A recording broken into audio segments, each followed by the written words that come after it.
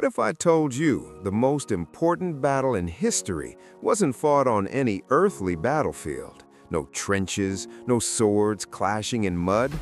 This war happened in the realm beyond sight, beyond time, and at its center stood one being, a warrior of light so powerful he personally cast Satan out of heaven. His name is Michael, not a saint who lived and died, but an archangel who has existed since before creation. So who is Saint Michael? In the hierarchy of angels, Michael sits at the very top. His name itself is a battle cry. Mikael in Hebrew means, "Who is like God?" A defiant question thrown in the face of pride itself. He's not just an angel, he's the commander of heaven's armies, the field general of the divine. While we often picture angels as gentle harpists or guardian spirits, Michael represents their other, awe-inspiring aspect, cosmic warriors of absolute righteousness. Now, let's go back to the beginning, before Earth, before humanity. All angels were created in perfect harmony, dwelling in the immediate presence of God. But one angel, Lucifer, the light-bearer, grew prideful. He looked at his own beauty, his own intelligence, and whispered the most dangerous thought imaginable. I should be God. He convinced a third of the angels to follow him.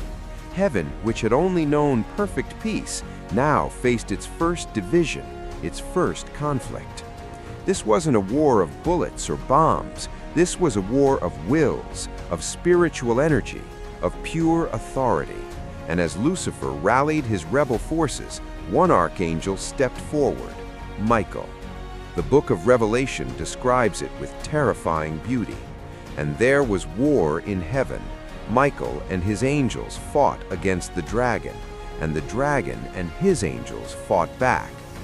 Michael prevailed. The great dragon was hurled down, that ancient serpent called the devil or Satan, who leads the whole world astray. He was hurled to the earth, and his angels with him. Let that sink in.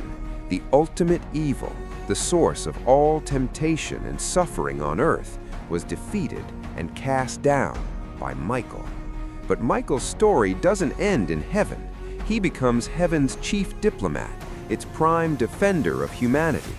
Throughout history, people reported encounters with this mighty archangel. Centuries later, he appeared to a bishop in Normandy, France, instructing him to build a monastery on what would become the stunning island abbey of Mont Saint-Michel, a fortress of faith, literally surrounded by the sea, just as Michael stands against the tides of evil. This is why he's the patron saint of soldiers, police officers, paramedics, anyone who stands on the line between order and chaos.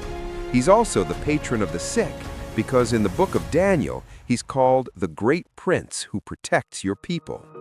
Here's where Michael's story moves from myth to meaning for you and me. Michael isn't just a character in a cosmic drama. He represents a spiritual reality we all face. Every time you choose honesty over a convenient lie, that's a Michael moment. Every time you stand up for someone who can't stand up for themselves, that's Michael's defiance against injustice. Every time you fight a personal despair or addiction, you're engaging in the same archetypal battle he won.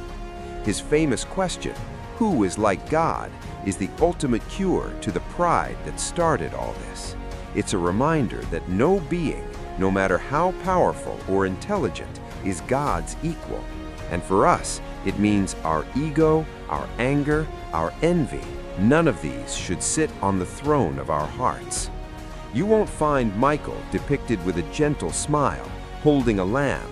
You'll find him armored with a sword, often with scales, the symbol of divine justice. This is intentional. He reminds us that goodness isn't passive, that faith isn't just about receiving peace, it's about fighting for it. In a world that often feels spiritually adrift, Michael represents conviction. He represents the courage to say, this is right and that is wrong in an age of confusing grays. He represents the belief that light is stronger than darkness, even when darkness seems to be winning. So what do we take from the warrior archangel?